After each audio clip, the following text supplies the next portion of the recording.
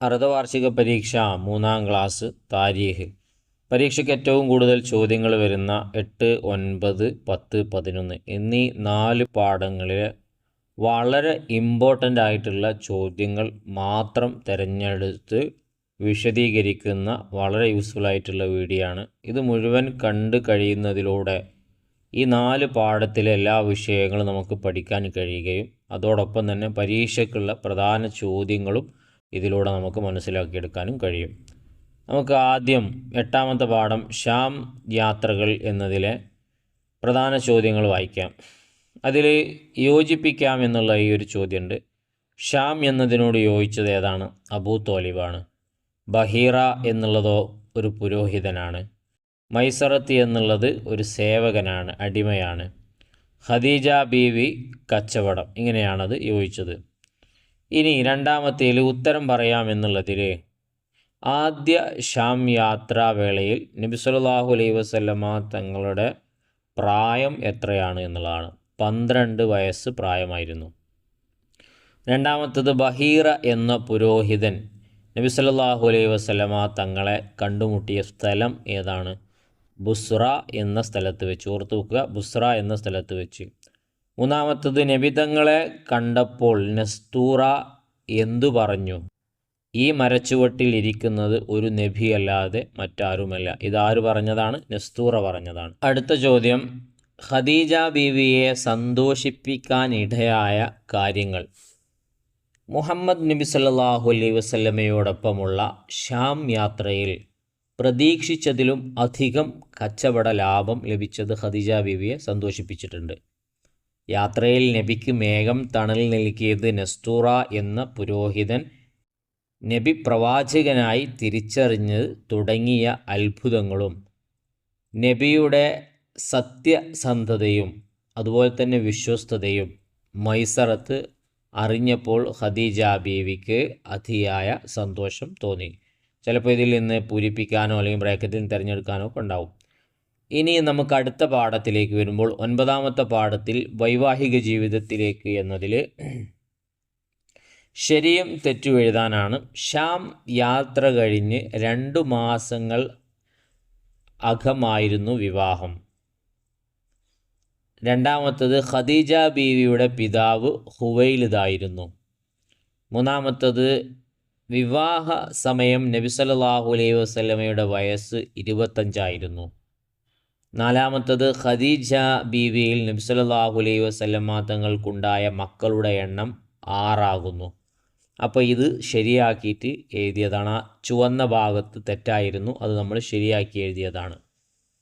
ഇനി കണ്ടെത്തി എഴുതാം എന്നുള്ളത്, ഒന്ന്, വിവാഹ സമയം നബി സല്ലല്ലാഹു അലൈഹി വസല്ലമ തങ്ങളുടെയും ഖദീജ ബീവിയുടെയും പ്രായ വ്യത്യാസം 15 വയസ്സ് വ്യത്യാസമുണ്ടായിരുന്നു. 25ഉം 40ഉം വയസ്സായിരുന്നു. 2, ഖദീജ ബീവി എത്ര തവണ വിവാഹിതയായിട്ടുണ്ട്? ആകെ 3 തവണ. മൂന്നാമത്തത് ഖദീജ ബീവിക്ക് നബി സല്ലല്ലാഹു അലൈഹി വസല്ലമ തങ്ങളോട് ബഹുമാനവും സ്നേഹവും ഉണ്ടാകാൻ കാരണം ഷാം യാത്രയിലെ അത്ഭുതങ്ങളും നബി സല്ലല്ലാഹു അലൈഹി വസല്ലമ തങ്ങളുടെ സത്യസന്ധതയുമാണ്. പൂർത്തിയാക്കാം എന്നുള്ളതിൽ ഖദീജ ബീവി തൻ്റെ ധനമെല്ലാം ദീനുൽ ഇസ്ലാമിൻ്റെ വളർച്ചയ്ക്ക് വേണ്ടി ചെലവഴിച്ചു. 25 വർഷം നബി സല്ലല്ലാഹു അലൈഹി വസല്ലമ തങ്ങൾ ഖദീജ ബീവിയുടെ കൂടെ ജീവിച്ചു. ഇതൊക്കെയാണ് 9-ാമത്തെ പാഠത്തിലെ ഇമ്പോർട്ടൻ്റ് ആയിട്ടുള്ള കാര്യങ്ങൾ. ഇനി നമുക്ക് 10-ാമത്തെ പാഠത്തിലേക്ക് വരുമ്പോൾ ഒരു പ്രശ്ന പരിഹാരം എന്നുള്ളതിൽ യോജിപ്പിക്കാൻ വന്നിട്ടുണ്ട്. അതിലൊന്ന്, അബൂ ഉമയ്യ യോജിച്ചത് ഏതാണ്? ഇബ്നു മുഗീറ.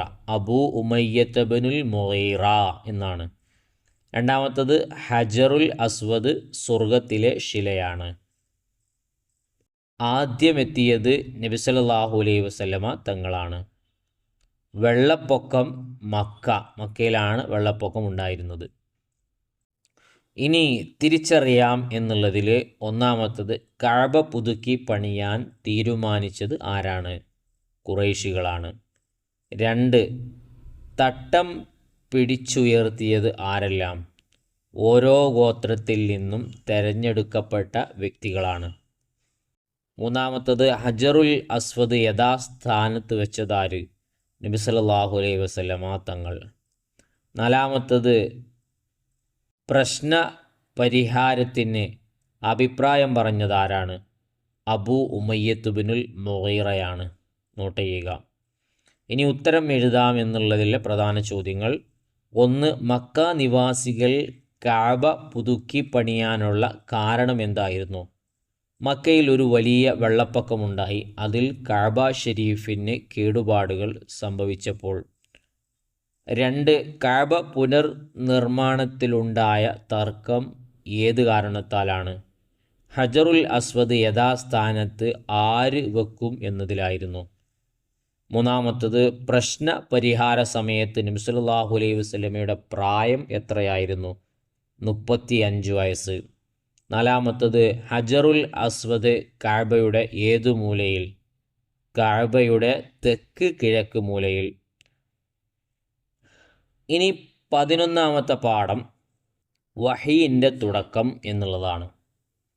അതിൽ ചോദ്യം ഉത്തരം പറയാമെന്നുള്ളതിൽ നബി സല്ലല്ലാഹു അലൈഹി വസല്ലമ തങ്ങൾ വളർന്ന കാലഘട്ടം എങ്ങനെയുള്ളതായിരുന്നു?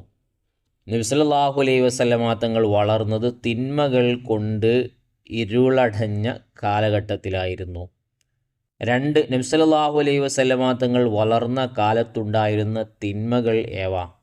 അക്രമം, അനീതി, ബിംബാരാധന, മദ്യപാനം, ചൂതാട്ടം. 3. നബി സല്ലല്ലാഹു അലൈഹി വസല്ലമ തങ്ങൾക്ക് ആദ്യം വഹി ഇറങ്ങിയ സ്ഥലം ഏത്? നബി സല്ലല്ലാഹു അലൈഹി വസല്ലമ തങ്ങൾക്ക് ആദ്യമായി വഹി ഇറങ്ങിയത് ഇറാ ഗുഹയിൽ വെച്ചാണ്. 4. ജബലുന്നൂർ എവിടെ സ്ഥിതി ചെയ്യുന്നു? ഇമ്പോർട്ടൻ്റ് ആയ ചോദ്യമാണ്. ജബലുന്നൂർ എവിടെ സ്ഥിതി ചെയ്യുന്നു? പരിശുദ്ധ കഅബയുടെ കിഴക്കായി ഏകദേശം 6 കിലോമീറ്റർ അകലെയാണ് ജബൽനൂർ സ്ഥിതി ചെയ്യുന്നത്.